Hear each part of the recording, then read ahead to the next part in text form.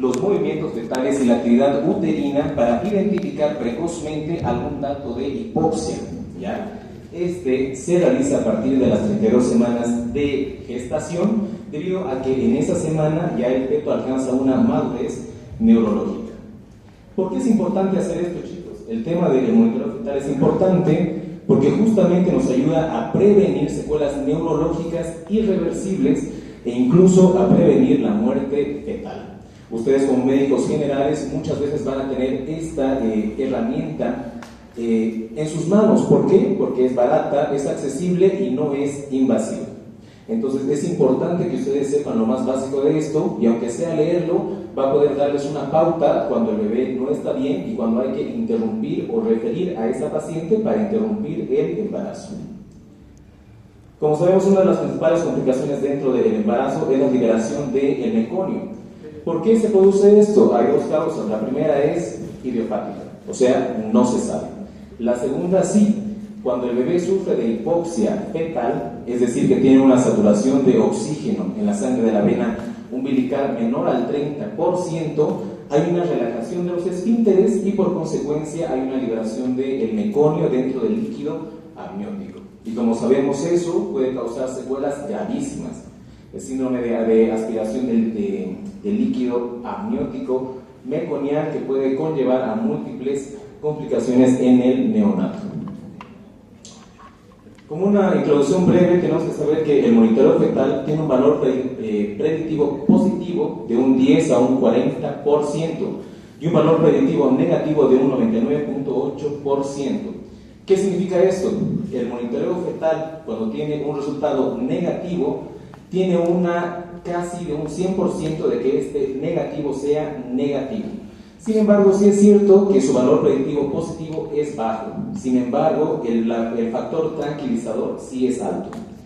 El uso reduce la mortalidad neonatal y, obviamente, si hay un monitoreo fetal muy alterado, obviamente procedemos con interrumpir el embarazo. ¿Cómo? Con una cesárea electiva o con la inducción al parto. Pero es cierto que hay que mencionar que todo esto está limitado a la interpretación del operador. Es por eso que es importante que los médicos generales sepan interpretarlo, porque justamente van a recibir varios de estos y si no los interpretan bien, pueden estarse saltando un sufrimiento fetal agudo. La clasificación que se usa para esto, el monitoreo fetal puede ser anteparto o intraparto. Actualmente el intraparto ya no se usa, el anteparto sí se utiliza aún, y el que más se usa es el conocido como el NST o la prueba de no estrés, que es justamente el monitoreo fetal que se usa en el control prenatal, ¿ya? La prueba de tolerancia a la oxitocina actualmente ya no se usa mucho, sin embargo igual lo vamos a mencionar, pero el que ustedes van a manejar como médicos es el monitoreo fetal de no estrés, que se utiliza en el control prenatal a partir de las 32 semanas de gestación. ¿Cómo se hace este estudio? Bueno, primero quiero mostrarles esta diapositiva para que vean. El monitoreo fetal es este, ¿ya? Como pueden ver, es un equipo muy simple, es un equipo bien compacto. Van a poder ver que tiene una pantalla donde se registra todo lo que son los datos que vamos a tener, que es justamente esta, y va a tener una impresora donde va a salir el papel con el resultado. Quiero que vean estas dos cositas. Esto es muy importante. Esta cosita lila es el Doppler. Este es el que va a localizar el foco cardíaco y va a servirnos para registrar los latidos del corazón del feto.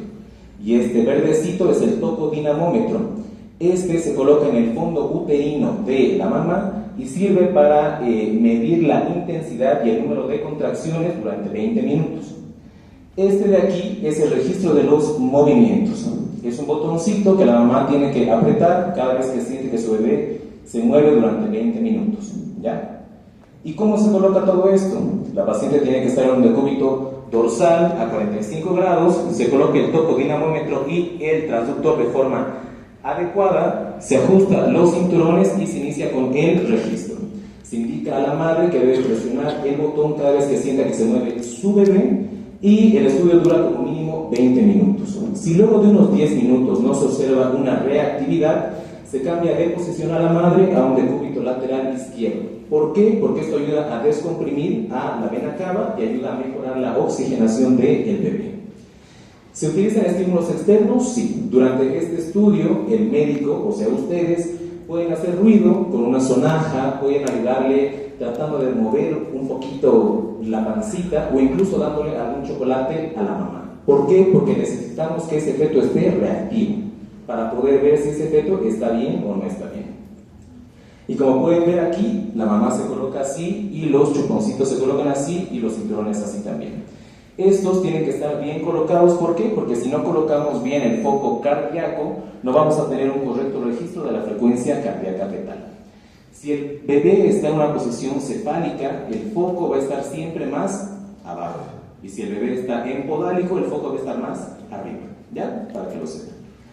Es importante que la mamá esté tranquila también. Es muy importante que la señora esté en un ambiente confortable, que no esté frío, porque va a estar ahí echada durante 20 hasta 30 minutos. Entonces tiene que ser un ambiente muy cómodo para ella. El registro. Ahora sí vamos a hablar de lo que es el papelito que sale de la máquina de ella. ¿Qué es lo que vamos a analizar en el registro? Básicamente 5 cosas. La primera es la actividad cardíaca, que es la que vamos a ver aquí arriba, ¿ya? La actividad cardíaca se registra en una línea que, si se van a dar cuenta, tiene fluctuaciones. Estas fluctuaciones son una variabilidad, de lo cual vamos a hablar más adelante también. Y vamos a tener en cuenta que la frecuencia cardíaca fetal, vamos a tener que encontrar su límite basal, es decir, cuál es el valor que más se repite dentro de la frecuencia cardíaca fetal. También vamos a tener más aquí abajo la actividad uterina, que son las contracciones y la intensidad de estas durante 20 minutos. Los movimientos fetales, que son lo que la mamá va a apretar con el botoncito, lo vamos a ver reflejado de distinta forma dependiendo a cada equipo que hay, ¿no? Por ejemplo, aquí podemos ver estos puntitos negros que hay. Estos puntitos son los movimientos fetales que la mamá ha apretado durante los 20 minutos. Además tenemos que ver las aceleraciones, que son benignas, y las desaceleraciones, que es lo que más nos llama la atención, porque usualmente no son benignas, y el DIPS 2 y el DIPS 3 son patológicos, que lo vamos a ir viendo más adelante.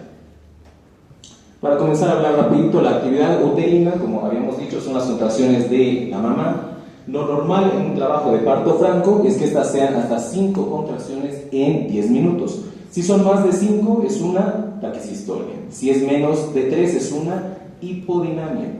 Lo que es importante mencionar es que en la contracción tenemos que ver las desaceleraciones. Cuando la contracción sube, tenemos que ver si el corazón del bebé baja, ¿ya? Y lo vamos a ver ahorita con los gráficos también. Entonces aquí, para que lo vean, si ven aquí tenemos un trazo, para que lo sepan también aquí, en el papel cada cuadrito chiquitito mide 30 segundos, 2 cuadritos es 1 minuto y todo este largo son 10 minutos. Si cuentan aquí, ¿cuántas contracciones hay, chicos? Tenemos 1, 2, 3, 4 y justo antes de que inicie la quinta acaba. Entonces en 10 minutos tenemos 4 contracciones, lo cual sería normal, aceptable en un trabajo de parto. Pero ¿qué pasa si vemos esta imagen? A simple vista ya sabemos que no hay algo bien ahí. O sea, ya a simple vista podemos ver que son más de 5, incluso aquí contándola rapidito son 11 contracciones en 10 minutos, lo cual ya sería una taquisistolia. ¿Esto qué significa? Las compresiones tan bruscas van a producir que el bebé se estrese, no oxigene bien, libere meconio y haya secuelas neurológicas en el bebé. Entonces, para que quede claro, chicos, esto es la actividad uterina, aquí abajo. Ahora vamos a ir con la parte de aquí arriba, la frecuencia cardíaca fetal. Lo normal, ¿cuánto es? De 120 hasta 160 latidos por minuto. Actualmente, la ACOG nos dice que el valor mínimo ahora es de 110. Sin embargo, muchos aún no manejan ese valor. Pero sí es bueno que ustedes sepan que actualmente ya se considera desde 110 hasta 160 normal, ¿ya? La línea basal se determina por la media de la frecuencia cardíaca fetal cuando está estable, ¿ya? Y esta la vamos a ver en siquiera un segmento de 2 minutos. En todo este trazo, el valor que más se repite, si se dan cuenta aquí, es de 130 y aquí de 140, con una media de 135, que sería la frecuencia cardíaca fetal basal de este monitoreo fetal. La variabilidad no es nada más que las fluctuaciones que hay en la línea de la frecuencia cardíaca fetal, ¿ya? Tenemos que tener en cuenta que para que un bebé esté bien, el corazón tiene que estar reactivo, el bebé tiene que responder a los estímulos. No nos sirve de nada que todo esto esté dentro de un valor normal si no hay variabilidad. La variabilidad nos indica que el bebé está respondiendo a los estímulos externos. Esta puede ser ausente cuando literalmente vemos una línea plana, puede ser mínima si la amplitud es menor a 5 latidos por minuto, o moderada si esta se encuentra entre 6 a 25 latidos por minuto, y marcada cuando tiene una amplitud de más de 25 latidos por minuto. En este ejemplo, por ejemplo, chicos, si se dan cuenta, la frecuencia cardíaca fetal basal es de ¿cuánto? 140, que está justamente aquí. Y la variabilidad que tenemos desde la basal hasta el pico de esta aceleración son de 10 latidos. Cada cuadrito hacia arriba son 5 latidos, entonces tenemos 10, que estaría en una variabilidad moderada, que es normal. Lo anormal es cuando esta línea es plana, porque ya les había dicho, no nos importa si el valor está bien, pero el bebé tiene que estar reactivo, el bebé tiene que responder a los estímulos, y una forma de poder ver eso es con la variabilidad. Aquí tenemos un ejemplo, esto es algo normal, si se dan cuenta está entre un valor entre 5 a 25 latidos por minuto, y aquí hay una disminuida que para mí incluso sería casi una ausente. Si se dan cuenta no varía casi nada. Por más que el valor esté normal, esto no es normal. Si bien el corazón está latiendo a un ritmo adecuado, el bebé no está respondiendo a ningún estímulo, y eso también nos para las orejas, que está pasando algo, y eso no es normal.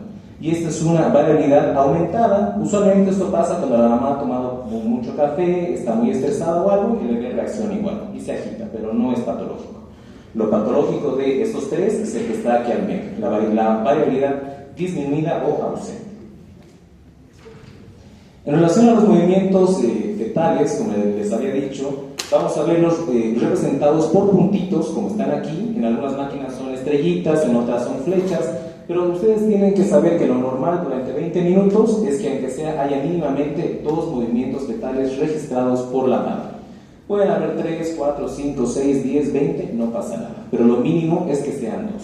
Si la mamá durante 20 minutos no ha sentido a su bebé, tenemos que extender ese monitoreo fetal otros 10, otros 20 minutos más, porque no es normal que la mamá, teniendo estímulos externos, no sienta a su bebé. Las aceleraciones van a definirse como una elevación brusca de la frecuencia cardíaca fetal por encima de la línea de la frecuencia cardíaca basal. Esta debe ser más de 15 latidos por minuto por encima y debe durar más de 15 segundos. Una aceleración que dura más de 10 minutos se considera un cambio de línea basal.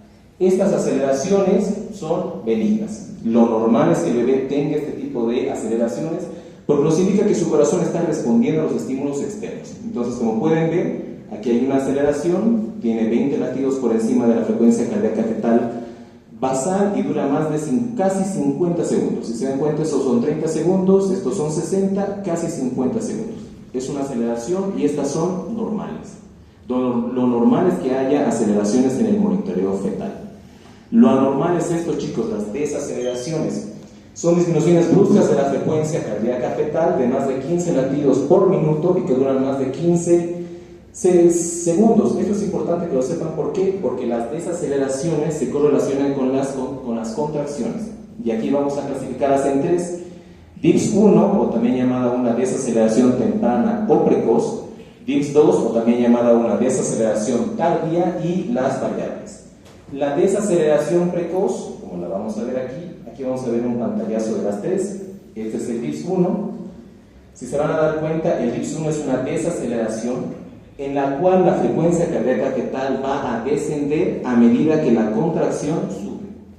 Y si se dan cuenta, justamente el acme de la contracción va a coincidir con el nadir de la desaceleración. Van a chocar en un punto. El DIPS 1 se considera que es fisiológico, no es tan malo. Usualmente se debe porque la contracción comprime la cabecita del bebé, como podemos ver aquí. El DIPS 2, sin embargo, sí es patológico, y esta es una desaceleración tardía porque esta se produce después de la contracción. Si se dan cuenta aquí, la contracción ya ha ocurrido aquí y la desaceleración ocurre justamente después de la contracción. Esta es patológica y esto usualmente se debe a una insuficiencia útero-placentaria. El DIPS 3 es variable, usualmente no es tan relevante, puede deberse a causas como compresión el cordón, hipoxia por anemia, etcétera, etcétera, Pero esta se caracteriza porque hay una aceleración, hay una taquicardia seguida de una desaceleración y seguida de una aceleración, y va a tener una forma de una W. Ya, por eso igualmente lo vamos a ver ahorita. Para hablar un poquito sobre la frecuencia cardíaca fetal, tenemos que tener en cuenta que el bebé, como cualquier ser humano, va a tener un corazón que va a funcionar de acuerdo a estímulos. La excitación se va a dar por los nervios simpáticos y la inhibición por el nervio vago, es decir, por el sistema parasimpático. Igualmente, en relación a esto, vamos a tener a los quimio y a los varoreceptores. El feto va a tener estos quimio y varoreceptores a partir de la segunda mitad del embarazo. Y van a estar presentes en los cuerpos aórticos y en los cuerpos carotídeos. Y justamente estos van a ser los que van a captar la sensación de hipoxia, de hipercapnia, la acidosis o la hipotensión. Aquí tenemos un esquema que es muy simple, chicos. Si se dan cuenta, en la cabecita del bebé vamos a tener un centro cardio inhibidor y un centro cardio estimulador. Y estos van a estar mediados por los nervios simpáticos y por el nervio vago. El nervio vago inhibe y los simpáticos excitan o estimulan. Entonces, ya teniendo en cuenta eso, tenemos que saber que los varos y los quimioreceptores van a ser los principales agentes que van a causar que la frecuencia cardíaca baje o suba. Ahora, en el caso de un DIPS 1, como les había dicho, chicos, el DIPS 1 no es patológico, usualmente es fisiológico, y se debe a que durante la contracción el útero comprime la cabecita del bebé. Esta compresión va a producir una hipertensión endocraniana y por consiguiente va a haber una disminución del flujo sanguíneo cerebral, una hipoxia cerebral, y esta hipoxia va a estimular al nervio vago y, como hemos dicho, el vago inhibe, y esa inhibición va a hacer que haya una caída de la frecuencia cardíaca fetal, que es el DIPS 1. Este DIPS 1 solamente se presenta en la contracción, no es patológico. Como pueden verlo aquí, viene la contracción sube y la frecuencia cardíaca fetal baja y justamente chocan en este punto. Este es un DIPS 1, no es patológico. Igualmente lo pueden ver aquí, que está mucho más marcado en cada contracción la presencia de un DIPS 1. Ahora, este sí es el que ustedes tienen que reconocer bien, que es un DIPS 2. El DIPS 2 sí es patológico. Y esto se debe a que hay una contracción uterina, pero esta vez esta comprime o el cordón umbilical, que está aquí, o comprime los vasos intramiometriales. Sea cual sea de estos dos, va a haber una reducción del flujo, pero esta reducción del flujo va a presentarse después de la contracción. Va a haber una caída brusca de la presión arterial de oxígeno, y esto va a conllevar a lo que les había dicho, la relajación de los esfínteres y la eliminación del meconio. Igualmente aquí interviene lo que es el centro vagal y los quimio y los varoreceptores de los cuerpos carotídeos. El DIPS 2, entonces, chicos, para que lo sepan, es así. Viene la contracción y justamente después del pico más alto inicia la desaceleración. Entonces el DIPS 2 es una desaceleración tardía justamente por eso, porque aparece después del acme de la contracción. ¿Y es patológica? Sí, es patológica. Si ustedes ven un trazado así, es prácticamente un indicador que el bebé está en un estado fetal no asegurable. Ese bebé debería ser evaluado de una mejor manera, porque un trazado así nos indica que tiene mucho riesgo que esté haciendo un sufrimiento fetal agudo. Las variables, como les comentaba, pueden deberse a la compresión del cordón umbilical, y la característica está en esta, chicos. Si se dan cuenta, tiene una forma de W. Miren, aquí hay un pico, aquí baja, aquí sube y aquí baja. Estas no son patológicas como tal, pero sí amerita que el estudio se repita otra vez. La característica está en que primero va a haber una elevación de la frecuencia, una desaceleración y una elevación. Por eso tiene esta forma de W. Sin embargo, se ha visto que usualmente estas no son tan patológicas, hay que repetirlas, hay que estudiarlas otra vez. Y un patrón nuevo que también existe ahora actualmente es es el patrón sinusoidal. Este patrón es un patrón oscilante. Si pueden ver, son simplemente ondas que oscilan y oscilan durante 20 minutos. Cuando tenemos este patrón en un monitoreo, usualmente puede deberse a tres causas: incompatibilidad de RH, fetos hidrópicos o anemia fetal. Sin embargo, este patrón igualmente es un patrón patológico. El tener presente este patrón, hay que hacer más estudios para verificar el bienestar fetal. ¿Qué es el bienestar fetal, chicos? Se entiende como aquella situación en la que el feto intraútero cuenta con parámetros bioquímicos, biofísicos y biológicos dentro de la normalidad. Y lo contrario a esto sería un bienestar fetal no asegurado. Actualmente la ACOG ha descontinuado el uso del término sufrimiento fetal agudo, ¿no? Actualmente ellos recomiendan utilizar términos como bienestar fetal no asegurado, bienestar fetal incierto o sospecha de pérdida de bienestar fetal. Y esta es la alteración de cualquiera de estos parámetros bioquímicos, biofísicos y o biológicos del feto intraútero. Cuando tenemos un monitoreo fetal que no está reactivo, vamos a utilizar pruebas de vigilancia fetal anteparto. Estas son 4. El registro de los movimientos fetales por la madre, el monitoreo fetal anteparto, que es justamente el perfil biofísico fetal y la ultrasonografía Doppler de vasos fetales. Si se dan cuenta, el monitoreo fetal es uno de los principales pruebas de vigilancia fetal anteparto, es la más económica, la más accesible y la que ustedes como médicos van a poder solicitar a su paciente durante su embarazo, incluso durante su control prenatal. Para interpretar un poquito lo que es el monitoreo fetal, entonces ya hemos visto lo que es un DIPS 1, un DIPS 2, un DIPS 3. Tenemos que saber que el monitoreo fetal puede ser o reactivo o no reactivo. El reactivo es el bueno, la línea de base está entre 110 a 160, la variabilidad está normal. Hay ascensos que son aceleraciones que son normales y lo principal, no hay desaceleraciones y si es que existiesen son precoces y son aisladas. El patrón no reactivo es obviamente todo lo contrario. Hablamos cuando hay una paciente que tiene taquicardia o bradicardia fetal, hay una variabilidad mínima, no hay presencia de aceleraciones y obviamente hay desaceleraciones tardías o hay un patrón sinusoidal que, como les he mencionado, es patológico. Otra forma de calificar el monitoreo fetal es el test de Fisher. El test de Fisher es una escala que utilizamos teniendo en cuenta todos esos valores, la línea de base, la variabilidad, las aceleraciones, las desaceleraciones y los movimientos fetales. Podemos dar una puntuación del 0 hasta el 2.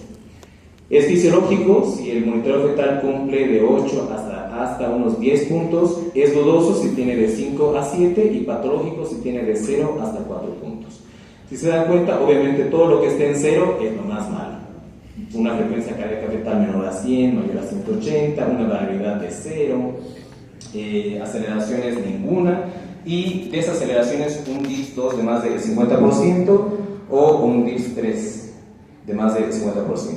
Y movimientos fetales ausentes. Entonces ya con esta escala también podemos clasificarlo un poco mejor lo que es el monitoreo fetal. Para que lo vean aquí un poco chicos, este por ejemplo es un ejemplo. Si se dan cuenta aquí, la actividad uterina ¿está presente o no está presente? ¿Está presente o no? La verdad es que no, si se dan cuenta que hay una pequeña contracción, pero que no se consideraría una contracción como tal. Lo que sí, si se dan cuenta aquí, la frecuencia cardíaca fetal está normal. Se encuentra desde 120 hasta 160, hay aceleraciones y hay una variabilidad buena, incluso marcada. Entonces, este sería un monitoreo fetal satisfactorio. En este caso, por ejemplo, igualmente, hay una frecuencia cardíaca fetal que está dentro de parámetros normales con una variabilidad normal. Y si se dan cuenta, hay contracciones, aquí en este caso sí hay. Pero en 10 minutos, que vamos a partir desde aquí hasta aquí, si se dan cuenta, hay 1, 2, 3, 4, 5, lo cual sería aceptable y sería normal. Entonces, este es un monitoreo fetal también que está normal. Este, por ejemplo, es un monitoreo fetal que también es normal. La frecuencia cardíaca fetal basal está en ¿cuánto? 120, 30, 140. Hay aceleraciones, hay 1, hay 2, hay una variabilidad buena, también hay. Y no hay actividad.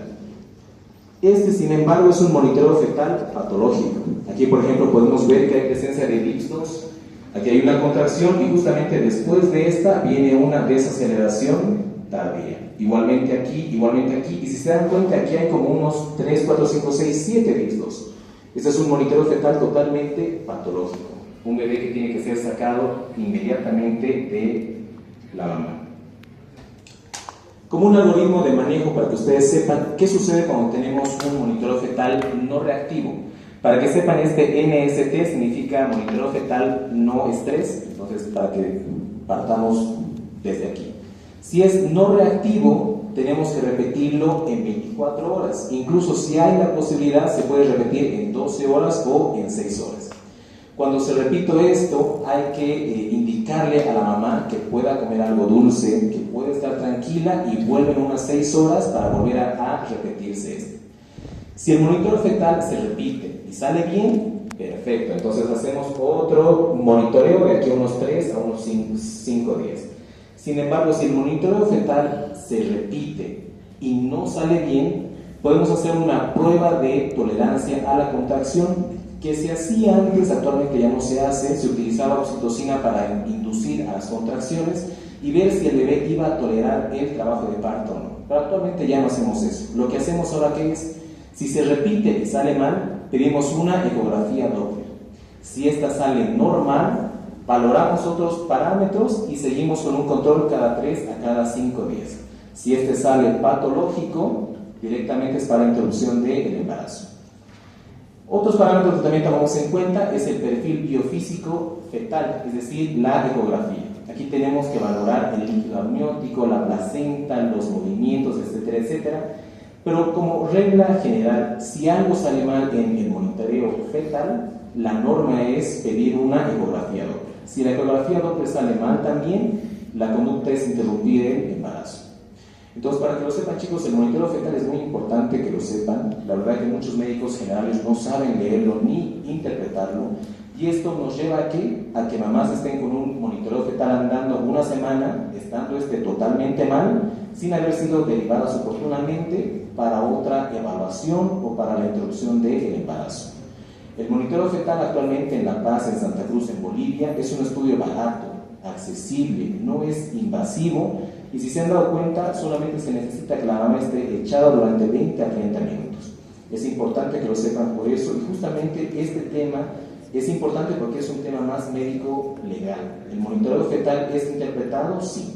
A veces lo podemos interpretar bien, a veces mal, pero mucho depende de eso porque estamos jugando con la vida de la mamá y del bebé. Entonces eso sería todo, chicos.